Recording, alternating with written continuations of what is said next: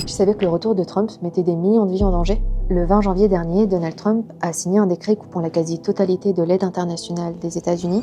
Résultat, du jour au lendemain, des financements essentiels ont été coupés pour de nombreuses organisations humanitaires agissant dans des pays où les besoins sont énormes, comme en RDC ou encore en Afghanistan. Contrairement à ce qu'on pourrait penser, les organisations humanitaires ne fonctionnent pas uniquement grâce aux dons. Une partie de nos financements vient des États et jusqu'en 2024, les États-Unis étaient l'un des plus gros contributeurs humanitaires mondiaux avec 42% de l'aide internationale. Un budget qui en réalité ne représente que 1% de son budget fédéral américain. Sans ces fonds, des projets vitaux s'arrêtent. Pour nous, ça représente la fermeture d'une cinquantaine de programmes impactant près de 1,5 million de personnes et ça uniquement dans les activités en nutrition. Ça veut dire des centres de santé qui ferment, des enfants malnutris qui ne reçoivent plus de soins et sont en danger de mort. Avec les crises qui explosent et les besoins humanitaires qui augmentent, on observe une diminution sans précédent du financement humanitaire. Aujourd'hui, il est urgent que les États et les citoyens se mobilisent pour éviter une catastrophe et continuer à sauver des vies.